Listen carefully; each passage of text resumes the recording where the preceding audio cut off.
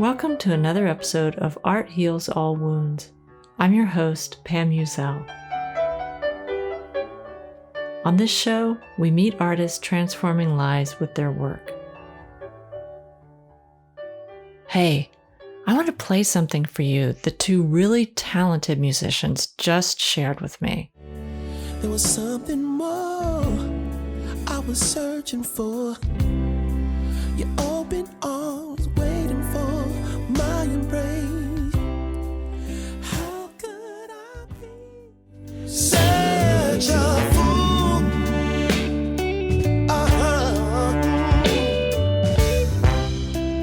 How could you see right through?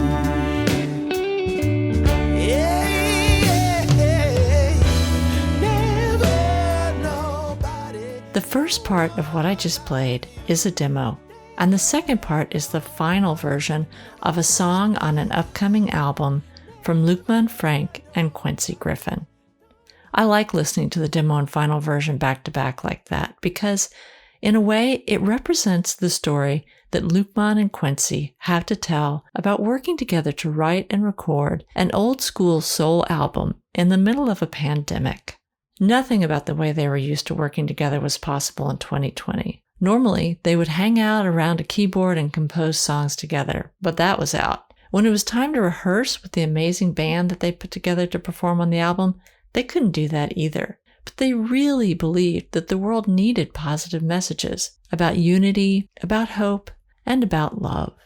Working on this album helped them to not dwell in negativity, and they could give some much-needed employment to musicians who found themselves out of work through the long months of the pandemic. So they set to work. Using the transformative power of music, they've created an album that is about hope and healing.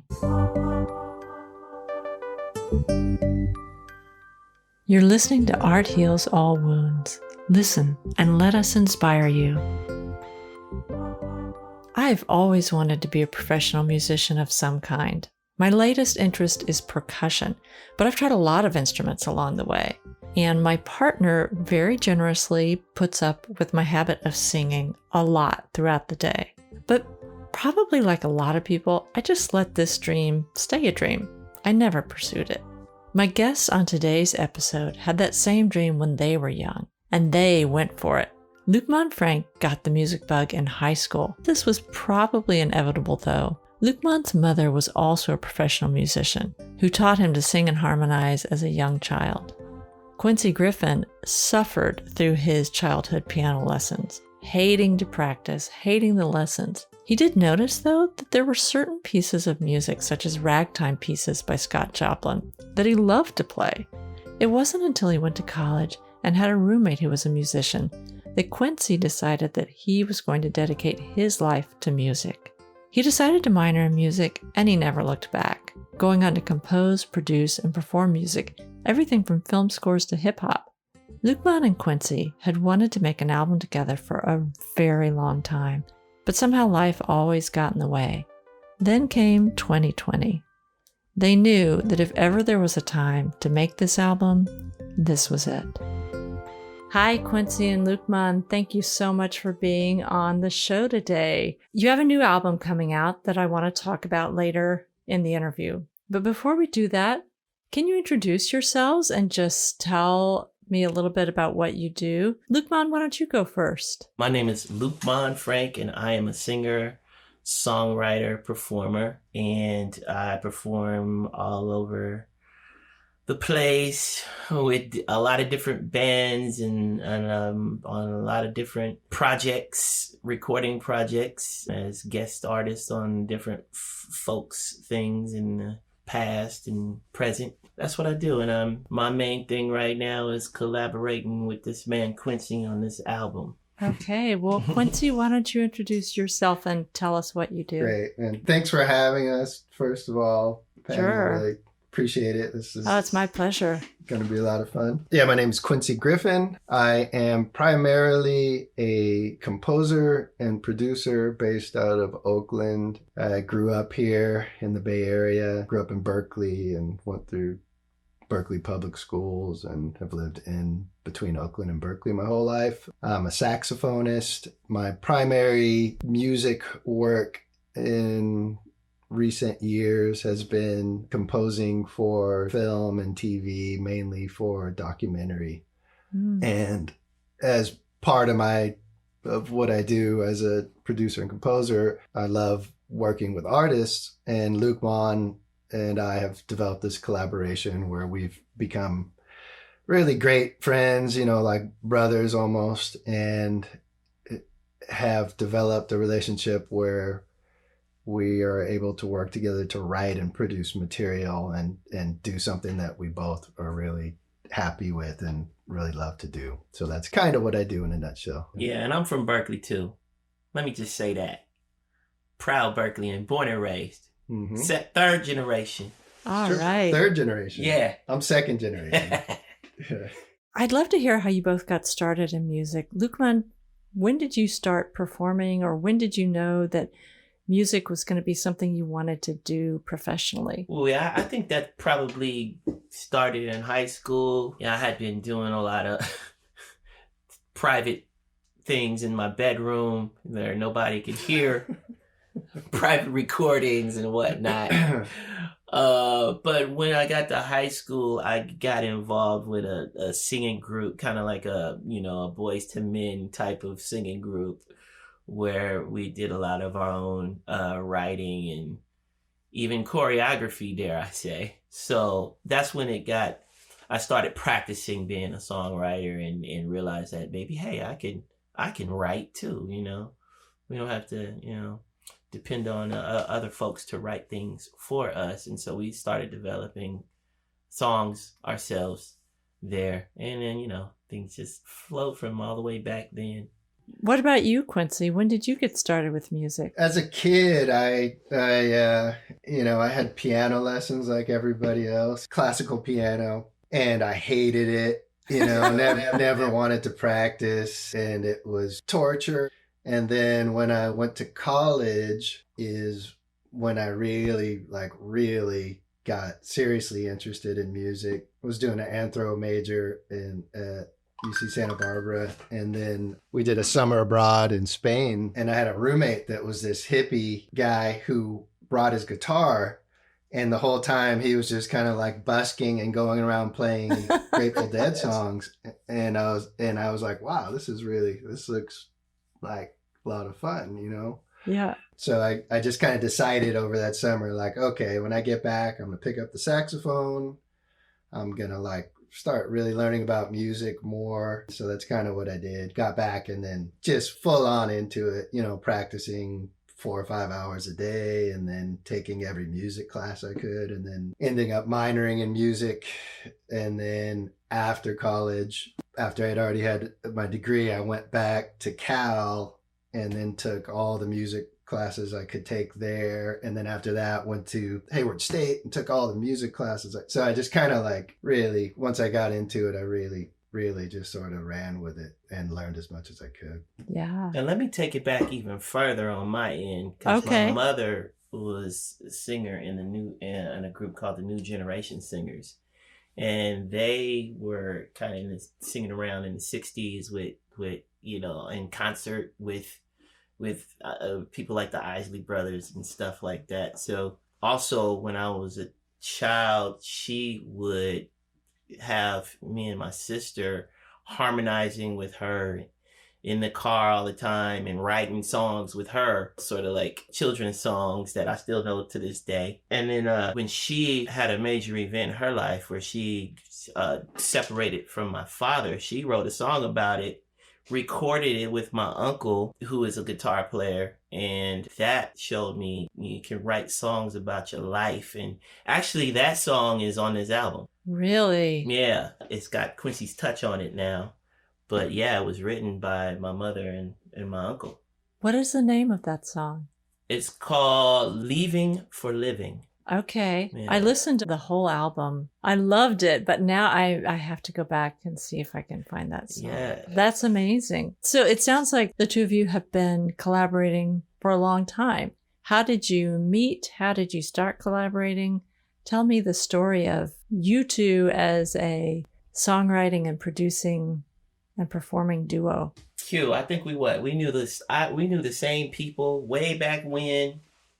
I have a feeling. I know one of my friends was a good percussionist guy. The Chalice. He kept telling me I need to meet Quincy. This was when I was performing with a group. What was that? That was Project Reconnect, and that was like a big group of artists, and we would do Afro-Cuban, Afro-Haitian music, and there were dancers, and I was a percussionist in that group, and just a lot of great people involved in that group. Through that group, I met Guy. Guy was telling me about Quincy. I don't know how me and Quincy finally linked up, but this is probably over 15 years ago when we met. Yeah, I think it was maybe longer than that. I think I met Luqman. I had a studio in Berkeley, and there was a band called Crown City Rockers. I think I was mixing a couple songs for their album. We needed some vocals done or redone, and so Luqman came in for that. And I think that's where I first met him. And, once I got over his weirdness,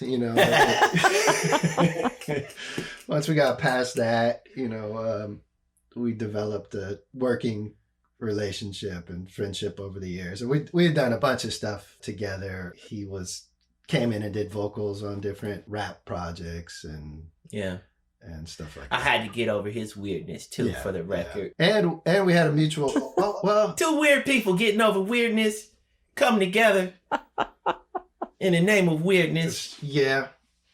That's pretty much it. And I think maybe Paul Baker. There's another producer, songwriter, Paul Baker, who I have known since maybe childhood, and Luqman was working with him. Lots of collaboration with him. Yeah, there might have been a connection there too, or maybe we found out about that later. And Paul Baker is a co-writer. Yeah. On 2 of these songs that are going to be on the album.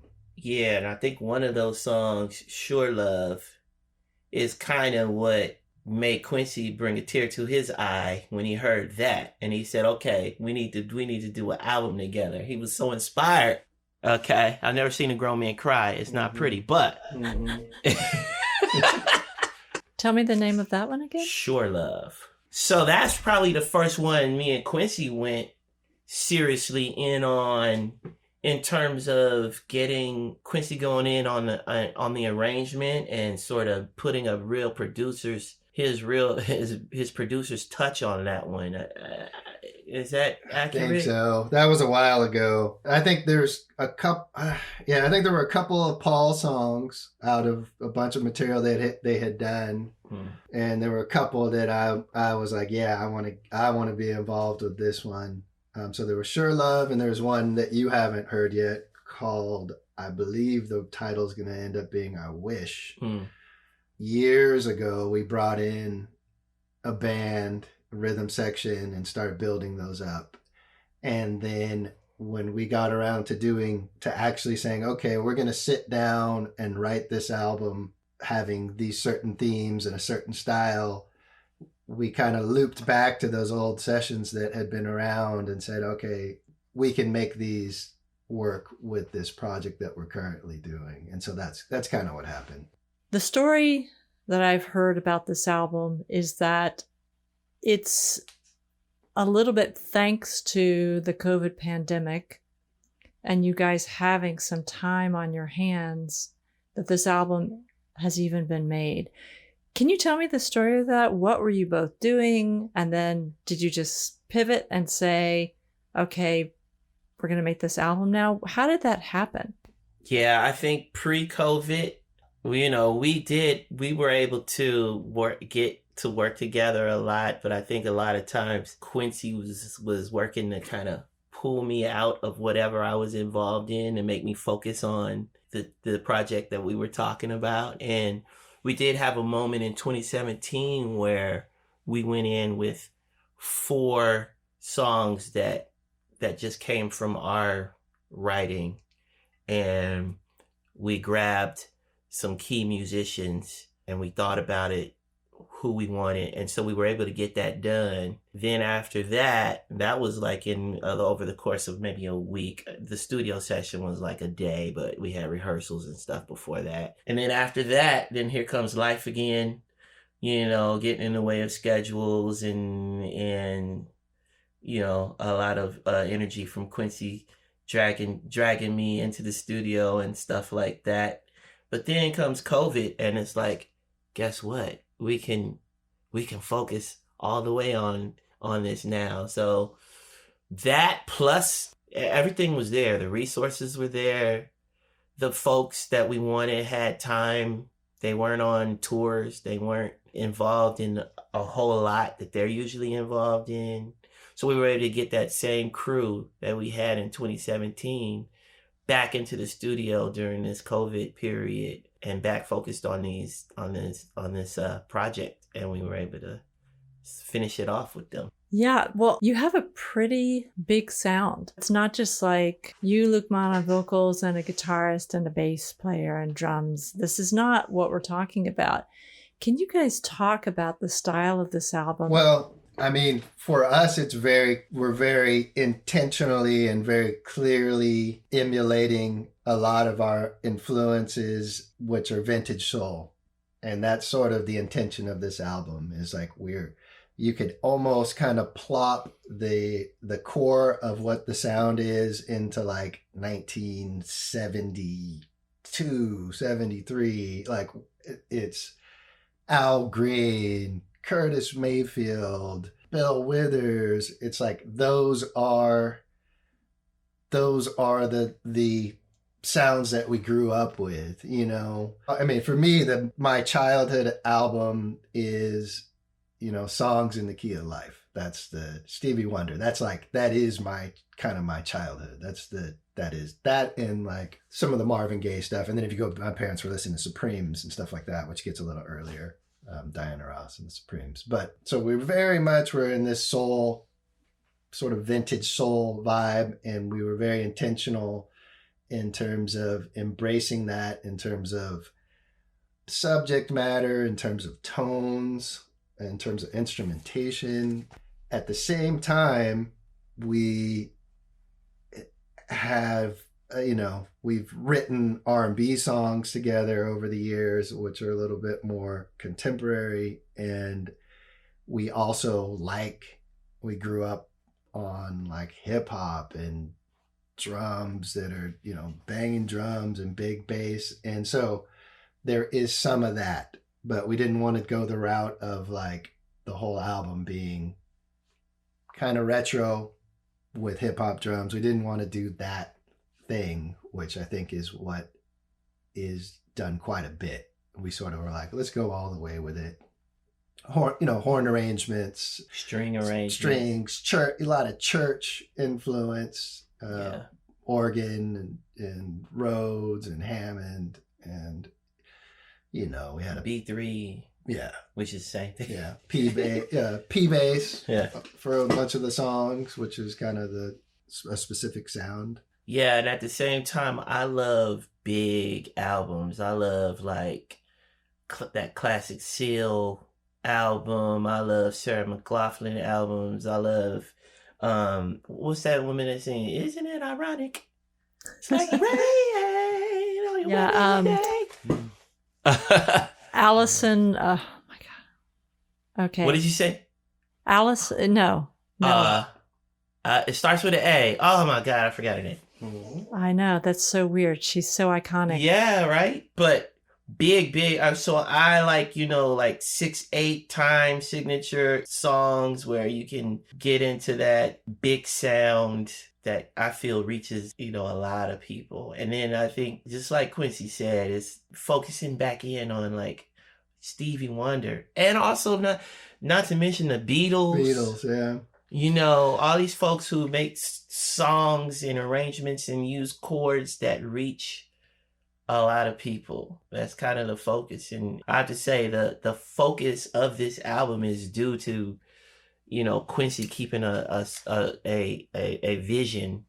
Because if it was up to me, we'd have, you know, a rock song. We'd have we'd have a folk song. We'd have all kind of stuff and throw it all together and call it a day, you know. But keeping a vision, keeping a focus and a specific sound that can carry through the whole thing is why you have a producer.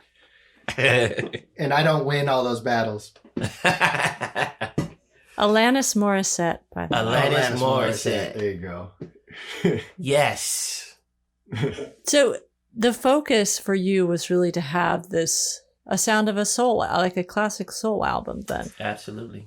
It very much so, with whatever other quirks are. You know, it's like everybody has their own little history and sort of database of what they think is good and what sounds good to them. And so, yeah, it's very intentionally at its core a soul album. But like you said, Beatles, we were very, very much influenced by the Beatles, and particularly with like a couple of the songs have some string stuff and tuba and, you know, things like that where it was like, yeah, was really, you know, we really appreciate a lot of the things with Beatles. That's in there for sure. But it all goes back to soul, really. Yep.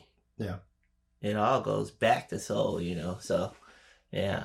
When you're talking about the intentionality behind writing the songs, what else are you talking about? Yeah, we had specific discussions about what we want to put out. First of all, we were like, we want to make stuff that we think sounds good, that we would like to hear, because we don't necessarily hear what this being put out into the world right now at the moment in the way that we're doing it. We wanted to put together stuff that we like to hear. We also wanted to put together something that had positive message, you know, about love. I mean, a quote that I kept going back to, and I think it's a John Coltrane quote. It was to convey spiritual messages of universal love through music. So, I mean, you also have to include, we had some Bob Marley influence, you know, in a way, which also goes back to soul. But, you know, Curtis Mayfield, Bill Withers, Al Green, folks putting out messages of love, you know, in a soulful way. That's what we wanted to do. Yep. And just positivity. There's some just really kind of dark stuff going on in music right now, and a lot of dark stuff in the world that we have been dealing with in the last 4 years or so. Yeah. And so as part of the pandemic, it really honed in on that. Like, okay, we need to really be focusing on things that are just putting a positive energy out into the world.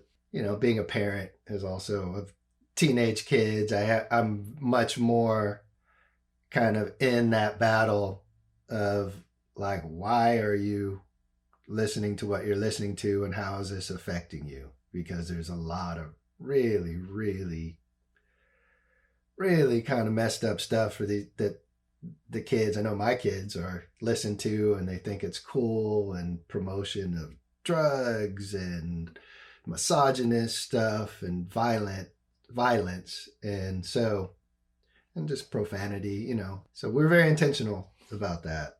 I don't believe there's a negative line in the album, but maybe someone will surprise us and find something. Right, and that goes to me, that right, or hear something that we didn't intentionally mean to put together there. But I think it goes on so many levels too, because it starts with our relationship, which is super positive, and like Quincy said, it's like a brother to me, you know.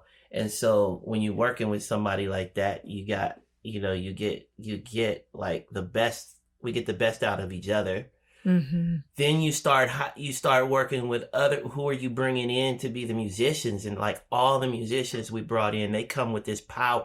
They are some powerful people, and they bring these elements to the recording. And, you know, it just, everybody that has a hand on it has that intention and that power behind them, this positive thing with them, and plus the talent, the big talent. So, and people we know and really like, you know, and dare I say love. Yes. Yeah. Well, I'm so curious, because it was a dark time. It was a dark time for a lot of people emotionally, psychologically. Did it help either of you, both of you, to be working on something that was positive? I mean, the lyrics are definitely positive, but a lot of the music is also, it either makes you feel deeply or it makes you want to dance. So I'm curious, what effect did that have on you to be working on that as opposed to some other type of project? Yeah. I mean, I got to say that the pandemic was rough and a lot of people really had a very, very hard time. That was a struggle, but I think the struggle of the last presidency, and I remember we were hanging out when that election went down, and like just the struggle of that it in my mind was the biggest crisis. It's just like it was the stuff that was happening on a daily basis in terms of the racism and the outright hatred was mind-blowing in a way that I never expected something like that to happen. Mm-hmm. I think a lot of the where we were going in terms of songwriting, I think a lot of it was influenced by that.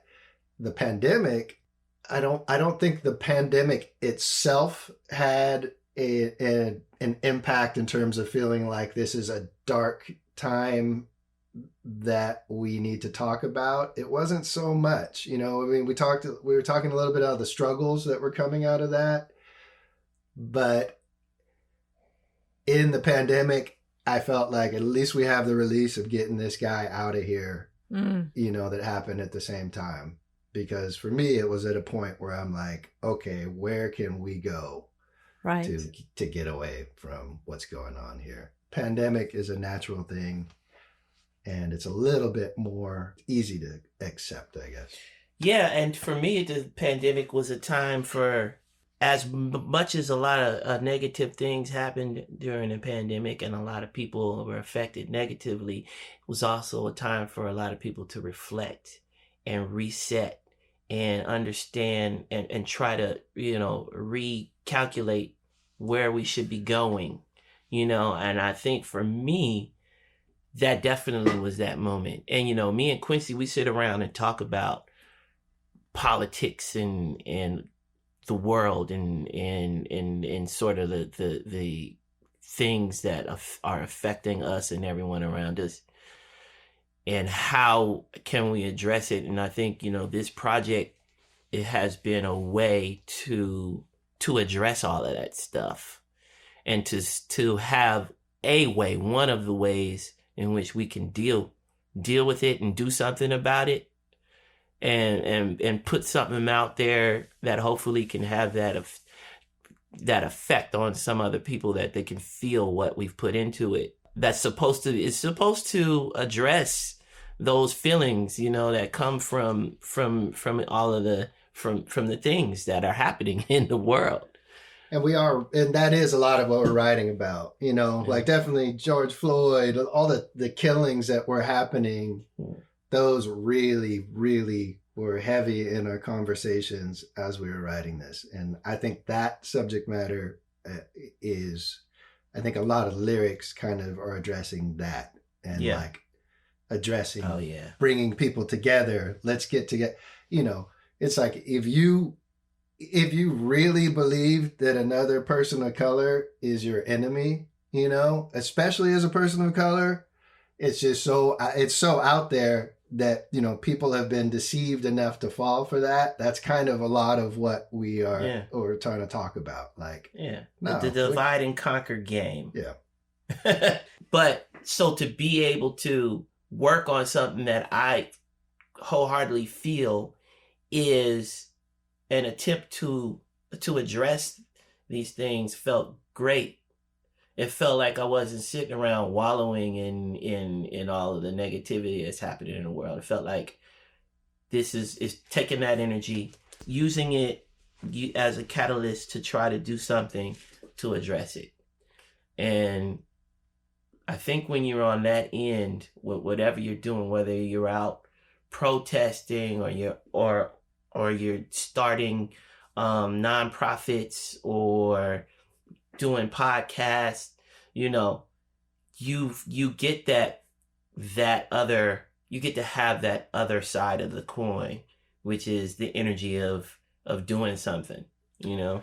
And I think to your question, I know we're kind of beating around the bush to the answer here, but you know, the pandemic did allow us to get in and have the time to do that. And I think we're very grateful to have a project to sort of keep us occupied when things were very, very up in the air and not knowing what was coming next and trying to figure out like, okay, is this going to kill us all? Right.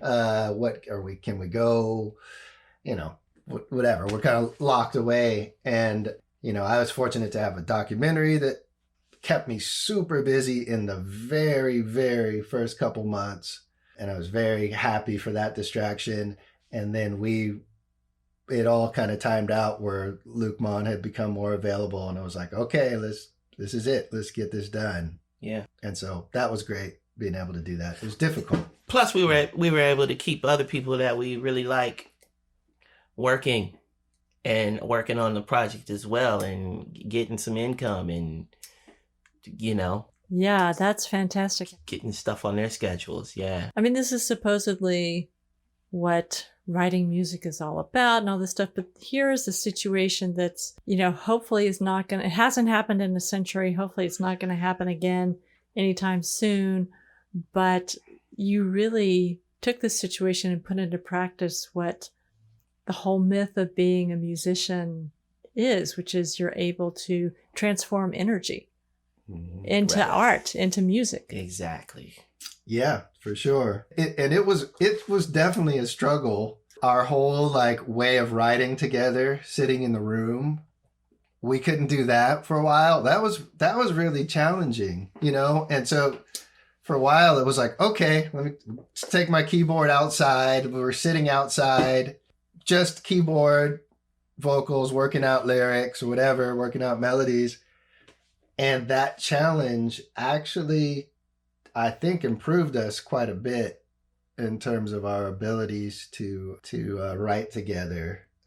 But when we finally got this second batch of material that we did for the album, it really felt like, you know, what it felt like having my children when they were born. Like such a relief. Like we had to push so hard, like get everything in place and get everybody and like, how do we rehearse the band? And then we finally got in the studio and I'm listening to playback and I emailed the whole band and I'm like, yeah, it actually like made me cry a little bit, you know, when I heard the song and they were I think it was an LJ solo, one of the piano solos. I'm like, it actually like brought a tear to my eye. And I think their response was like, oh, okay, cool. But I really meant it. Like it really was an emotional thing for me. So hopefully that some of that power is conveyed to the listener. Yeah, so many challenges we faced too. I mean, because of COVID, you know, we had an engineer had to, you know, call last minute out on us, and so we had to cancel out. He canceled out on us last minute because of COVID exposure. So then we had to work with an unexpected engineer, and there were some challenges in the studio with that, but he came through, and another person came through for us in the clutch to. I mean, there were a lot of hurdles to overcome, but we did overcome them, and they also kept your mind going. Okay, we got all these hurdles to overcome, so you couldn't have a lot of time to really be thinking about. You didn't have a lot of space to dwell on sadness. No, we got immediate things to deal with. We need to overcome to get this thing done. You know? I mean, some of the hurdles were ridiculous, though. I mean, we're trying to rehearse. Normally we just rehearse in my living room or whatever. Yeah. But then it's like, okay, we can't all be inside. So like, okay, how are we gonna rehearse? And I'm like, okay, we'll just rehearse in my front yard. Right. And so everybody's set up to rehearse in the front yard, which is great that they're willing to do that. And it was cold. I think this was in the winter. This was like November. Yeah. And then I think we had another lockdown. Like you weren't allowed to be together even outside. Yeah. And so then it was like, okay, well, what do we do now? I don't think we can rehearse in the front yard because the neighbors might call it in and not be happy. So then we're trying to find a rehearsal space. Everything's shut down. And then I don't think it would get Soundwave in trouble, but we guy at Soundwave, it was like a Wild West over there. He's like, yeah, come on in. We had a big room, so we just were able to rehearse at Soundwave Studios. Big love to Soundwave for being there for so many musicians to do their thing. Yeah. The band does sound amazing, so if it ever happens again, you can come play in my front or backyard. Oh, yeah. I'm volunteering it right now. All right. Sounds good. And nobody in my neighborhood will turn you in. That's for sure. That's the beauty of your neighborhood. I won't call it out, but I love it. I'll call it out. It's East Oakland. Yeah. The best. Yes. Yes. Yeah. If you had to come up with what you're taking away from this project when you're going to write something wonderful for the liner notes or something, do you have any thoughts about that? Yeah, something along the lines of growth, overcoming hurdles, transforming. I like what you just said, basically transforming energy. All of those big lessons came through for me in terms of what music does. I mean, we got motivated to do all of it. This is a pretty big undertaking. And it took a lot of energy, especially from this fella here, Quincy. And music motivates that kind of energy. And so the power of music to transform. Yep. Yeah, I think so. Transformative power of music. I like that. Yeah. Love. It's about love. A lot of it's about love and loving each other and, you know. And he never, like to hear him talk all this mushy stuff, like this is the power of music. Yeah. It is the power of music. It's got this dude crying and talking about love and stuff. He never does that, That's true. I'm not like Yeah. The album's not quite out yet. When do you think it will be finished and out? The album's essentially done. We're ready to master. But I think the idea is we have one video for one of the songs. It's almost done thanks to Morgan Schmidt and Film Site Productions. Beautiful video. Major, 5 camera shoot and just totally. He's somebody that got really excited about the project and got on the editing. Yeah, I saw the video. Yeah. And it's wonderful and it does justice to the song. Yeah. Right? And a lot of the feelings that you're talking about that you want to convey. That's the song I heard first that made me feel very joyful and made me want to get up and dance. Yeah, that was they did a great job on that video. That song we feel like was very fitting for the time. That's gonna be all right. That's the song that felt like it made sense, for right now to get that out.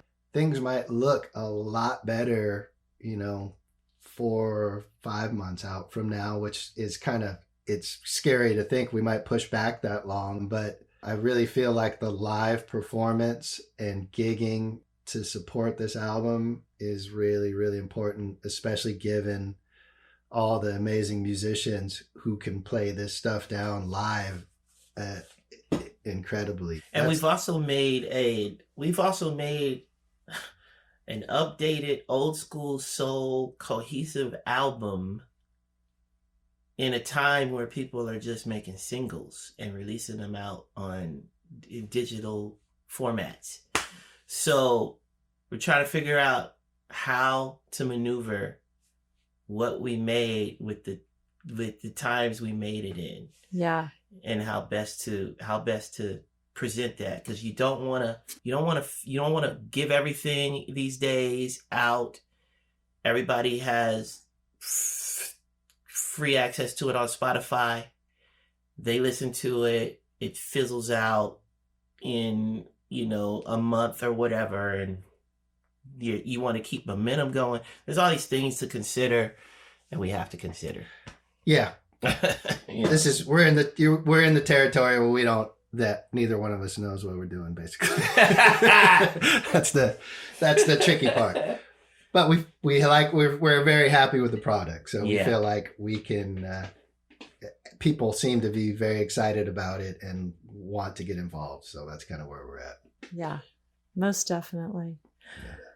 Well, I was going to ask where people can find out more about you, but I think luqmanfrank.com.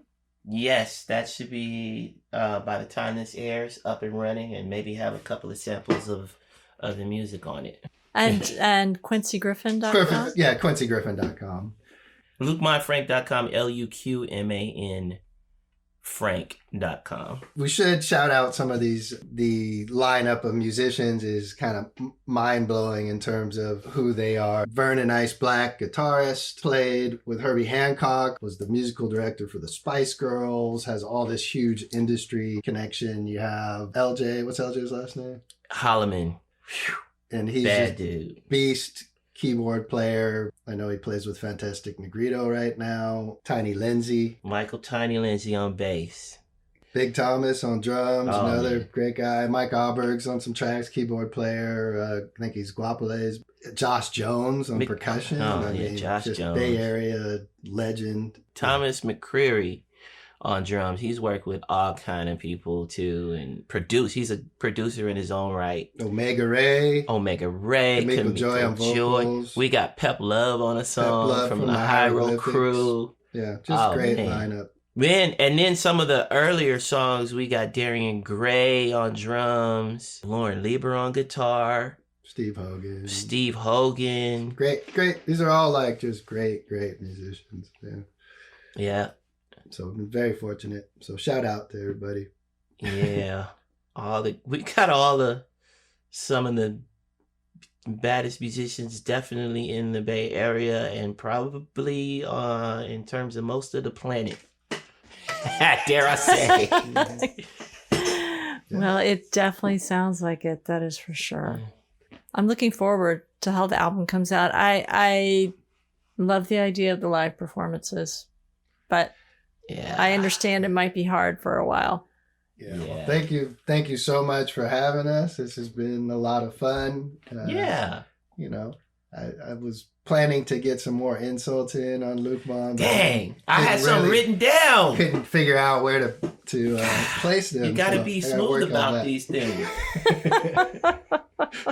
Can't find the rhythm. Yeah, my rhythm is that's what it is. You're messing up my rhythm. God. We'll have to have you back on another time. It'll be the insult episode. Oh, yeah. Let's do that. We as a people got a right to be free. Brothers and sisters, you can take it from me. All of our futures are dependent upon working together to be all for one.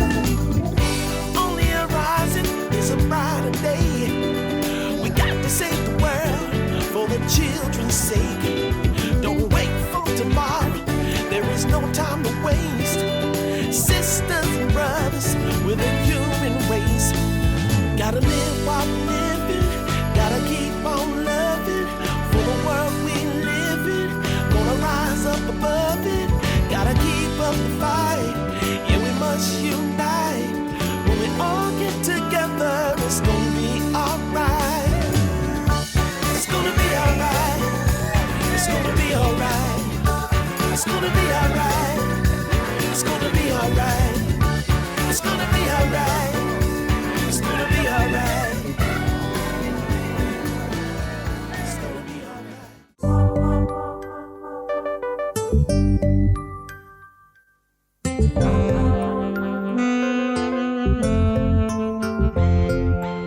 Remember to be in touch on my Facebook page, Art Heals All Wounds, and also on Twitter and Instagram at Art Heals Podcast. A big thank you to Quincy Griffin and Luqman Frank for joining me on the podcast and sharing the story of the new album they've written and recorded together. If you want to know more about Quincy and Luqman and keep on top of the release of the album, you can go to QuincyGriffin.com. That's QuincyGriffin.com. And you can also go to LuqmanFrank.com. That's LuqmanFrank.com. Keep an eye out for the release of the video for the first single from the album, Gonna Be Alright. You've heard music from 2 of the songs on the album, which Quincy and Luqman very generously gave me permission to use and share with you. And as always, you've heard Yellow Light District, an Otto Waschenlage instrumental by Lobo Loco. Beethoven's Piano Sonata No. 15 in D major was performed by Karina Galanian. I hope you've enjoyed this episode. Let me know what you're enjoying and what you'd like to hear more of. Thanks for listening.